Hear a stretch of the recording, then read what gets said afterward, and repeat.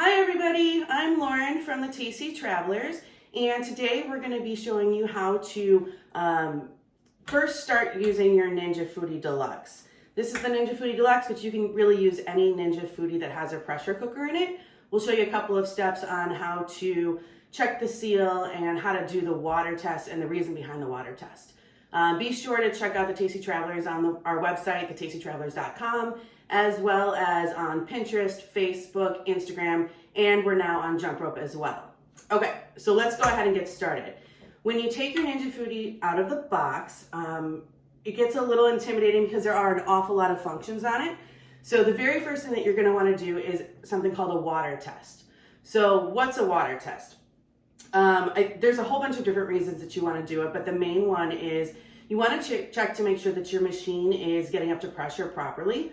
The worst thing that could happen is that you go ahead, get started, and you put in like a really expensive pot roast, and an hour and a half later you check it and it isn't cooked. If you do the water test, you can check to make sure that the pressure's building properly before you put in your expensive meat. So first things first, we're going to go ahead and open up the Ninja Foodi, and you'll always want to make sure that you have your inner pot inside of your Ninja Foodi before you cook anything.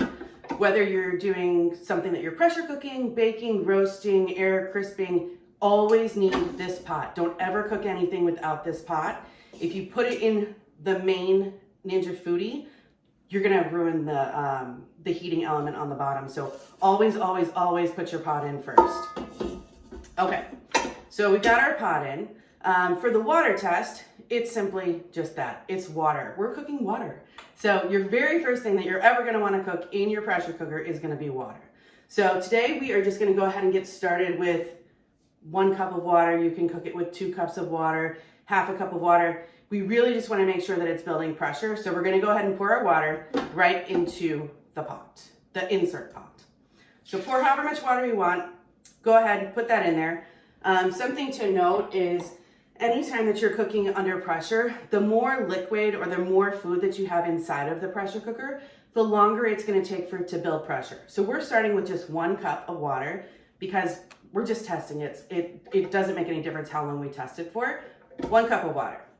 Okay, the next thing, we're going to take our pressure cooking lid. So a lot of people say, oh, I can't get the air crisping lid off. It doesn't come off.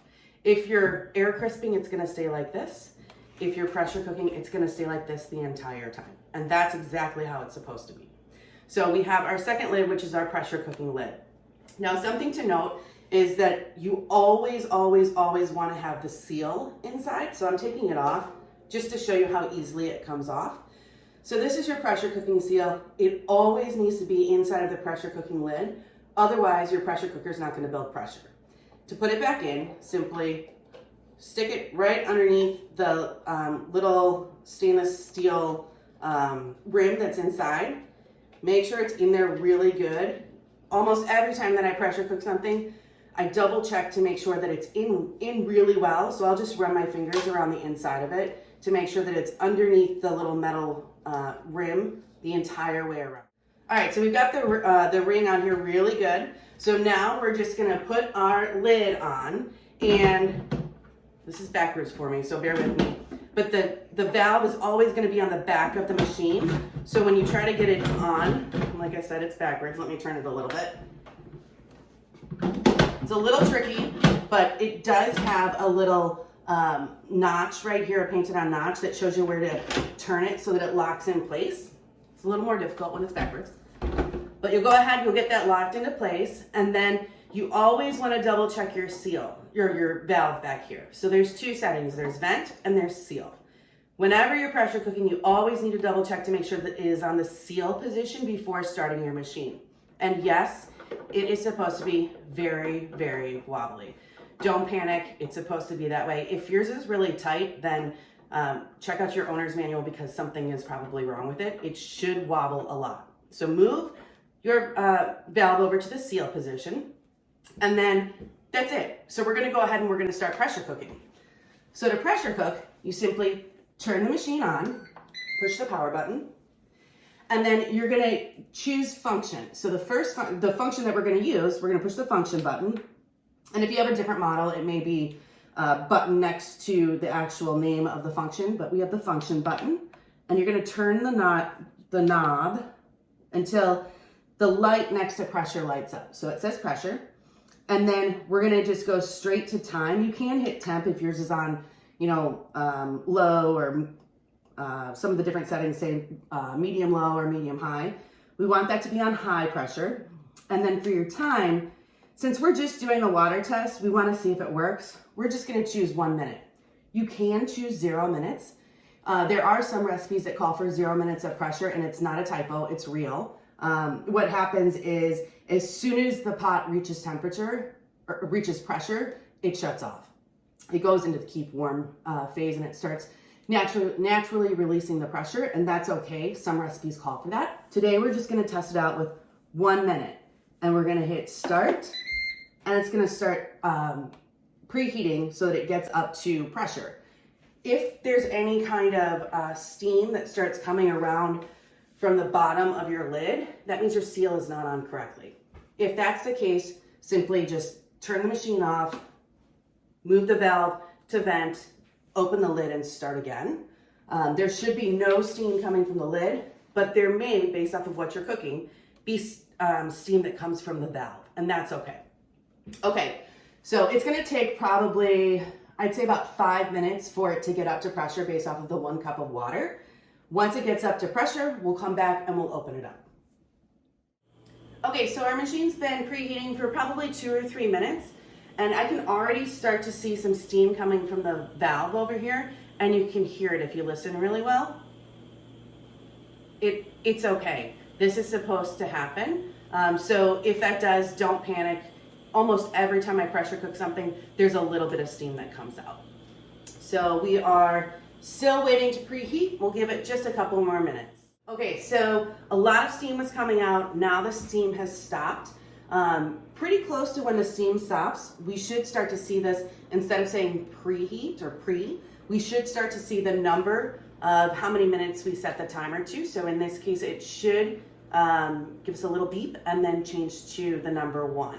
So let's give it just a minute here and see how we do.